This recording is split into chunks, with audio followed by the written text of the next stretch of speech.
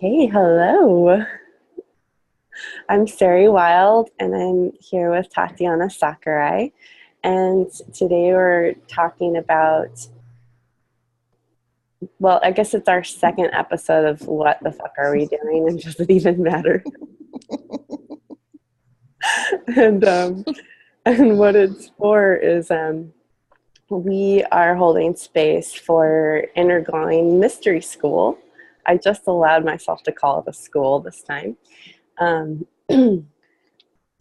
And so, yeah, we're looking at what energies are up and offering this for the people who feel a resonance with this, that they can come and play in the mystery school with us and become the gift they are and experience themselves as a gift and be experienced that way and experience others that way. So it sounds kind of like big and out there maybe, but like it's actually the most practical thing that you can do is work on this awareness. So I'm leading the group right now, and then I have other teachers that are coming in, the students and the clients of the teachers too, and have opportunities to share their gifts in practical ways. Tatiana is my number one dream team partner. And she is, I was calling her a belief buster last time, and then this just came through. I'm not sure if you've caught it because I've called you it a couple times on social media and such, but I'm calling her a belief slayer. And she's an energy worker, and I mean, it's really hard to just call you that. I'm going to let you say what you are because you're so good at it. So welcome. Would you like to introduce yourself? Yes, thank you, Saeri. My name's Tatiana, and how I explain what I do is I say that I work with energy and consciousness. So how I describe that to people is that energy work or body work or any other kind of tool like that is really good for cleaning things up once you've already manifested them. Like you've already manifested wonky chakral fields or a shrimpy grounding channel or congestion of trapped emotions or whatever that is. And then you could use energy work or body work or movement to clear that. And that's awesome. But it's nice to have consciousness tools. And I know that you roll with this too, and we each have our own palette of consciousness tools that we work with. But with the consciousness tools, then you're able to shift at the level of the mind, which is the causal level. So you could create something new moving forward. So I do a lot of counseling and also somatic experiencing. And then within that, I'm clearing energy for people at the same time. And a lot of what I do is clearing limiting beliefs. And in my perspective, all beliefs are limiting. So my ultimate goal is to remove all beliefs so that we can be open to simply perceiving the truth that already exists in every moment. Just a little thing. I have full body chills right now. And also, I mean, that sounds really out there too, but it really is so practical and down to earth. And I love to tell people that, you know, these consciousness practices or what's sometimes called spiritual practices, they seem really intangible and, ephemeral, but it will just save you so much time and energy and money in, this reality that it ends up being incredibly practical. Yep. Okay. There's something that actually comes through and has come through from the last round. And as I've been talking to people enrolling for this round is like telepathy. or something like that.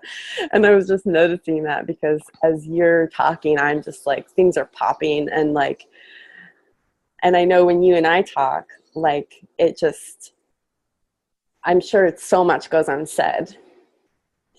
And so I have a little bit of a challenge on the recording too. I'm like, oh, okay, try to remember those two things. And I've got them. So one is, you said creation.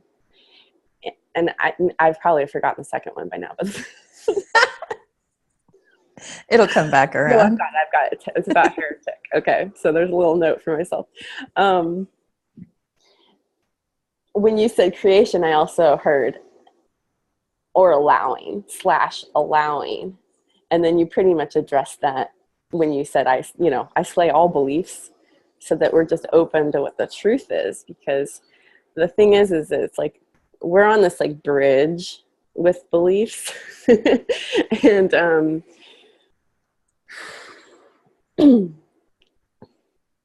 the mind likes to think that it's doing it. So, and it does seem to be some dance. I'm not sure if that's because I'm on a bridge that I think that, or that it seems that way to me. But ultimately, it's about like getting all the stuff out of the way of your spirit, or whatever you want to call it, your life force coming into your body and living you.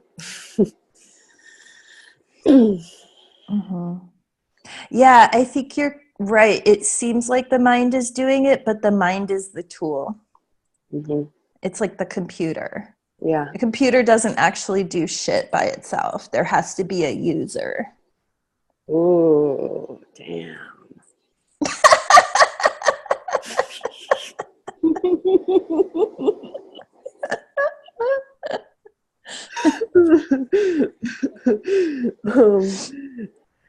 And the word creation can be helpful. Like, it carries, the vibration of newness that we're talking about, which is what we're here for, to like experience newness, not to like duplicate an experience we've already had. Mm-hmm. Yeah, we were talking about that earlier, how we're using these computers either consciously or unconsciously to not only run pre-existing programs, but creating new programs. So if you know that you're the user and the programmer, what possibilities open from that? Oh, yeah. Oh, see, here we go. Here we go, learning how to code. Cosmic coding 101.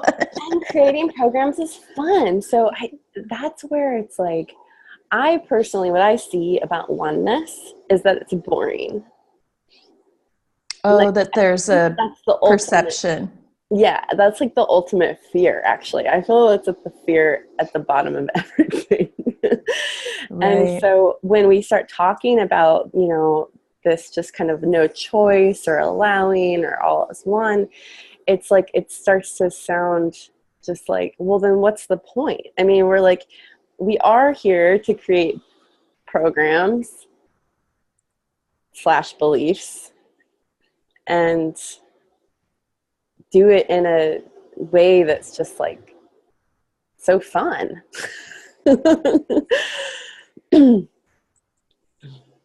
Yeah, it could be fun. I think you're right. I think that there is a fear of something being wrong, whether that's it's going to be boring, or it's or I can't do it right, or there's something inherently broken about me, or what I'm in charge of, like writing this program or creating reality. What if I fuck it up? What if I don't like it? Well, if I can't control exactly how the outcome looks, like I don't want to do that because I don't want to get re-traumatized. Like there's a lot of stuff that gets projected in that, like and I think the worry about it's going to be boring is like part of that whole mess of the wrongness. Yeah. Yeah. And that kind of gets into the fear and the clampdowns that we were talking about earlier. Yeah, this is totally like just flowing right into our topic.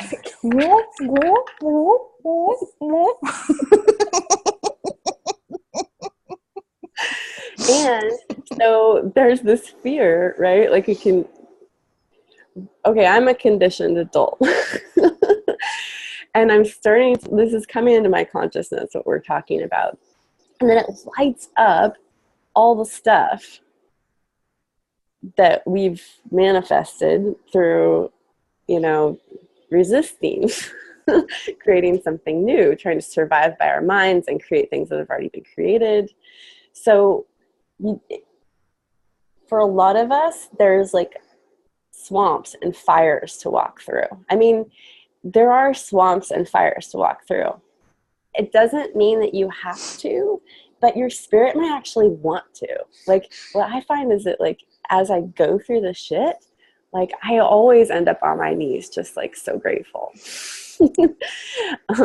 So I guess just, like, a carrot, if you're feeling like, 'cause I know there's a lot of people who are really sick right now that are being called, they're being initiated into this kind of consciousness for themselves.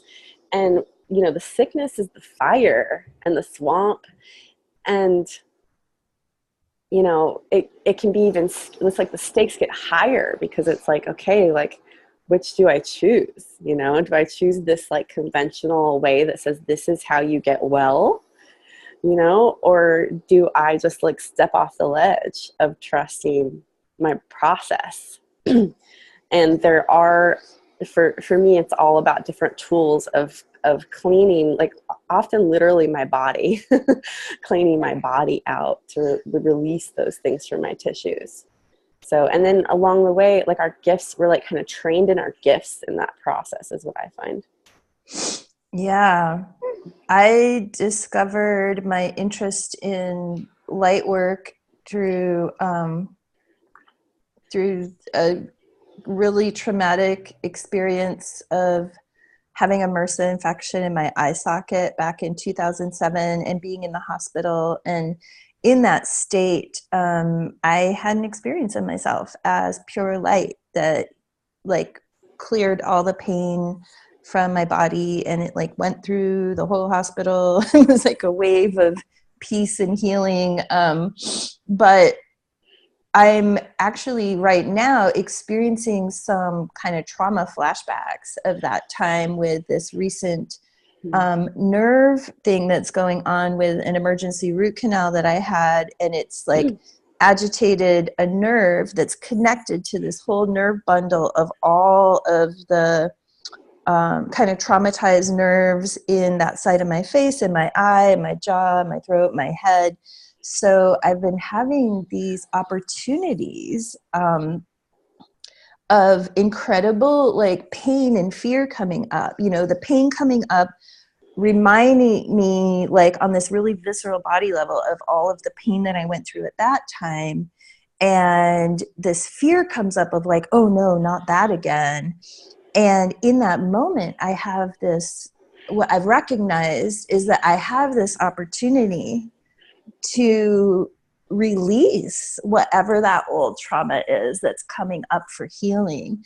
So I think this is what we get to experiment with if we choose, is when those fear-based thoughts or the feeling of anxiety comes up or trauma in our body, that is our opportunity to release that energy. And we were talking about this before of like more in the way of like those waves of spiritual energy that come through and lift you up, and how that we kind of want to clamp down on those waves of ecstasy that are coming through our body, but it also operates through waves of pain. So whatever that sensation is, it's just a wave of energy that we can channel into healing and release. So I don't know if you want to talk about the clamping, but I've been having this, I think there is a collective charge on it too. I think a lot of people are going through similar experiences right now, opportunities for healing. Yeah, yeah. Yeah, I do want to talk about the clamp. It's a word that comes up a lot for me. Shh. Oh, little girl's awake.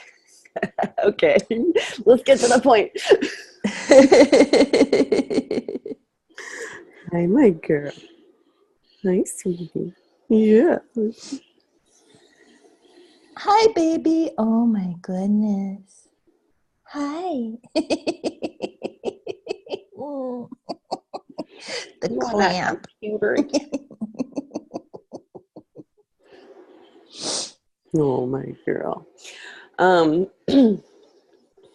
What I saw when you just said that, and this is what we were saying too, but it's another way, is that it's like spirit rises up and it meets the clamp, and that's the pain.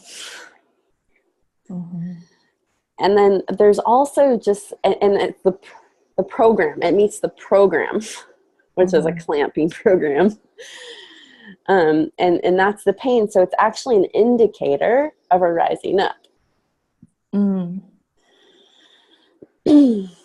Now, there's also, so the pattern of clamping down is just so well practiced by most of us on the planet that even when we release things, like, you know, like you've done so much work, you know, like you've been, you know, like just like in like this shittiest shit of swamps, I know, and health things, and you know, I have too in my ways. But even here you are, and you're meeting it again, that same program, right? It's on a higher rung of the spiral, but you know, the program, whatever the program is, it's clamping and not letting spirit move up as it's wanting to do in a new way constantly and in an accelerated way in this time we're in, which is, you know, the intensity, right? Like there's intensity there. And so, to bring my own boomerang mind back around, I think it's also maybe what we call addiction. We have like a memory of how we deal with that meeting, and at every single rung. Like I would say in yoga a lot of times, like, don't traumatize yourself with your trauma release. And I feel like that maybe touches on what you were getting at about intensity and like the way we create intensity that's not working for us. You want to talk about that? Right. Like it would be really easy for me to say like, well, this trauma is really significant because this trauma almost killed me. And this trauma like took me a year to heal from and blah, blah, blah, you know, and make it a really big deal, this trauma that's getting re-triggered. But that's just my beliefs, you know, creating a feeling of artificial intensity that's not making it any easier for me to let this energy flow through. You know, when I put a bunch of artificial intensity on it, I'm just wanting to clamp down harder because I've made this really significant. But for spirit, there's no order of significance or difficulty. So for spirit, you know, something that was really traumatizing and almost killed you is the same as getting an eyelash in your eye. It's just not that big of a deal. Like for spirit, it can move through it just as easily. The only thing that doesn't allow for that is my belief that one thing is harder than another thing. And, you know, I'm just not there yet, but I do have a feeling that that is true. That feels true for me. So if that feels true for anyone else, then I invite you to, you know, be in that question of what kind of consciousness could I be to have no order of difficulty? And anything that doesn't allow that, like, would I be willing to destroy and uncreate it? So these are the things that we get to play with in, bringing in more consciousness, asking more questions, not operating from previous programs and assumptions, but opening up to seeing something that maybe has gone unseen before. So, and we talked about how these clamps of also contain the energy of the key. So we think that in those moments that we maybe don't have what it takes to get through these things, that we're lacking in the tools or the skills or the practices. But what we fail to see is that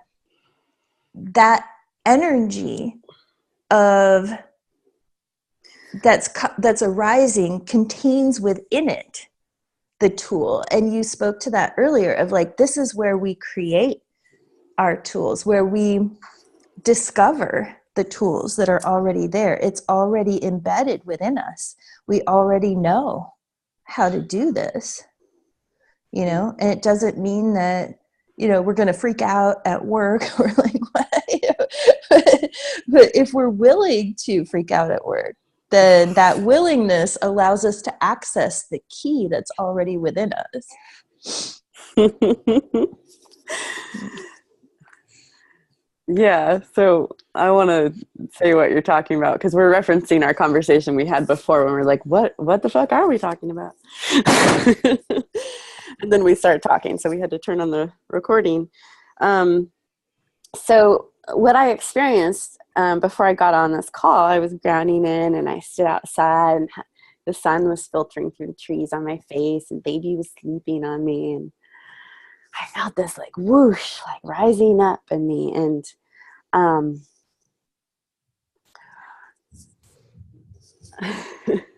there's a mosquito in here, and I'm like,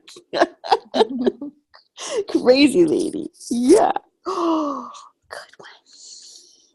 Yeah. She's had a nice movement.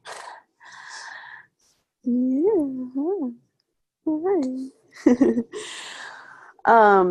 Well, there's a valuing of good and bad, as you're saying, making a value judgment on things.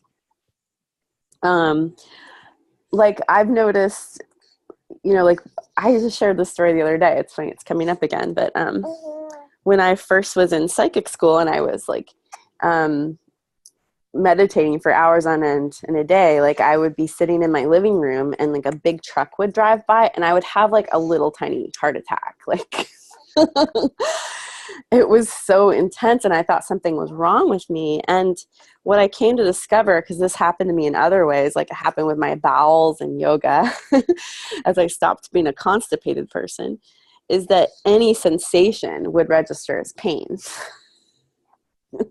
That was just the program. It was feeling equals pain. And to feel good is to feel nothing. Everything's okay if I feel nothing. And I didn't know I was going to say all that. But there's a client I'm working with who was sharing about that he had this big rising up energy in him when he was at work. And sweetie.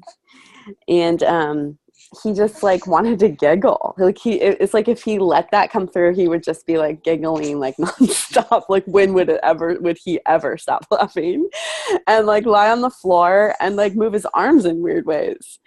And Tati and I were just saying hello to that fear that we have, because what that is it's yeah, he's having this big rising up, but then those clamps of the mind programs are trying to come in and wrangle it so that he doesn't get thrown in the loony bin, It's just trying to protect him. So yeah, and I actually have a really similar thing from years ago that I thought I had a panic attack. Something was really wrong, at work, back when I used to work jobs. So anyway, there was something that you had on that. I'm sure you Now I forgot what Right. it was, but Right. It was that in that, like, so we can actually channel that energy. So when that energy comes up, it's coming up and it's ready to blast through that clamp. And we're so afraid that it's going to look like freaking out at work and laughing uncontrollably and we're going to get thrown in the loony bin, that we, through that resistance, we're actually blocking ourselves from accessing the key.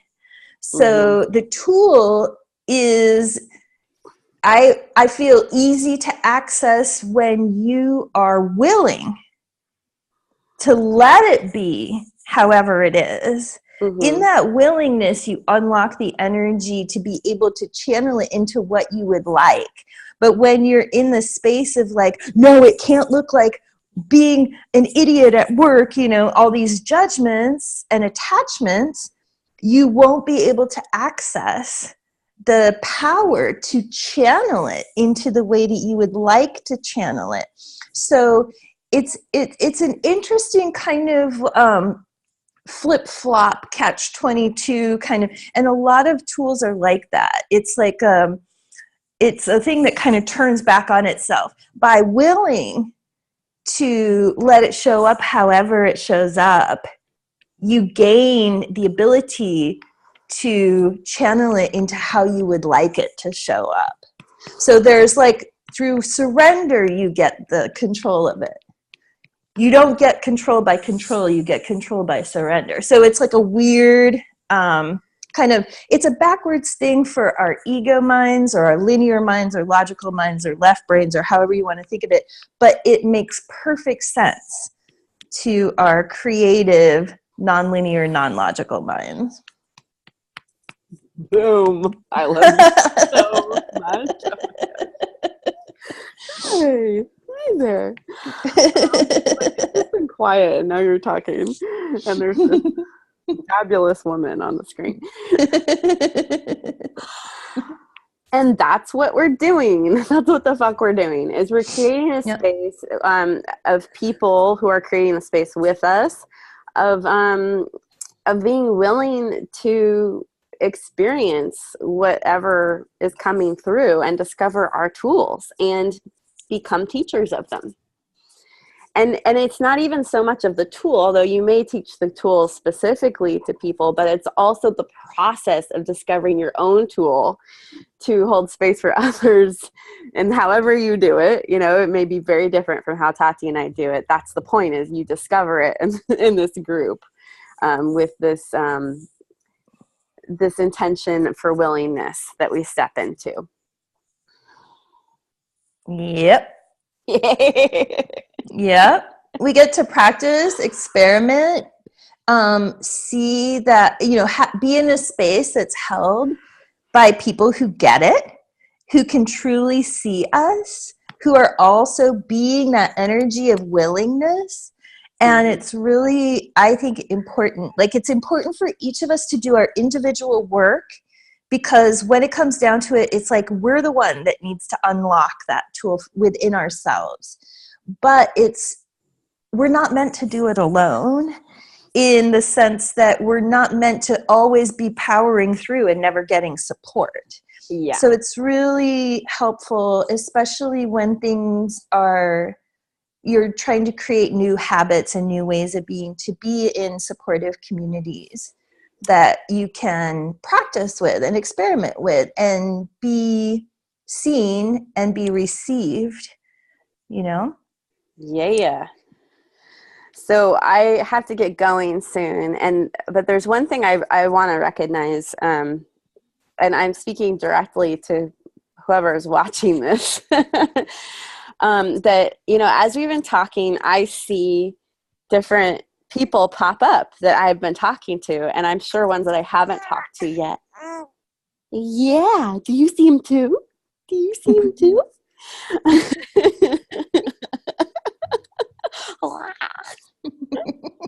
Yeah, honey. So we are actually literally creating this together, and so, you know, if certain things like light you up, as you're watching this, like, I'm not surprised. Like, you may be having a call to come join us, and your mind may have like a million reasons why not, which is that clamping program. So, so yeah, I just want to say hello. Like, we want you here. Your gifts are already coming through us in this video, saying hello to you. And yeah, it's really exciting, and we're here to support you in getting in too. So you can talk to me. I mean, you have to talk to me to get in. And Tati also offers 15-minute consultations to people who are wondering if they have a resonance or being called in to come in this time. We will do more, but you know, there's like the special timing of you. So I'm sounding like a salesperson, so I'm just gonna slow the fuck down. I just got to get in here on this pitch. Just to also say hello to everyone tuning in, and this idea of you're already stepping into your gifts. So if you're feeling that, and you're feeling some hesitation, and you're feeling a little bit overwhelmed with like, ooh, stepping through this doorway, just know that you're already doing it, and it's not a big deal. You know, don't create more artificial intensity for yourself. Just go with whatever is feeling real for you in the moment. Yeah. Yeah. And then the second thing I was going to say from way back in the beginning was that, you know, we do work with I work with human design, but in a very individual way as a tool to guide us. For those of you who are already somewhat familiar with design, Tatiana and I are both heretical investigators, 5/1s. And so we're actually like born to call people out or in, call people in, and in a practical way. So it's like these big universalized concepts that are like, we like pull them down and give them a practical grounding rod. At least if we're going to be effective, that's what we do. So just a little bit for the human design nerds and students. Yeah, I'm feeling a little anxious right now just because I don't like want to be talking to like people that she can't see. Oh, it's starting to get weird. Like when she was more of a newborn, like it was perfect. She cannot hear you like through audio.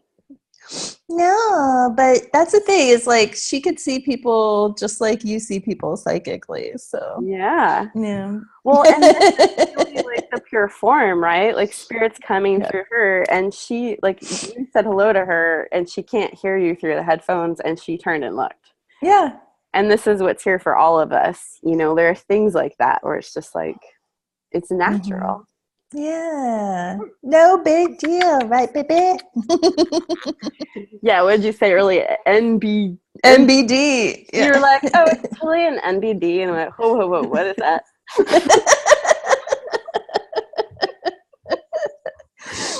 Yeah, it's not a big deal, and you know, it's significant and it's not significant. You know, we're all way more psychic than we think we are, and it's not a big deal. Right, baby? It's natural, right, baby? Is there anything else that wants to be said? I feel complete. Yeah, me too. Yay. Okay, yay. Thank you. Love you so much. Love you. Bye.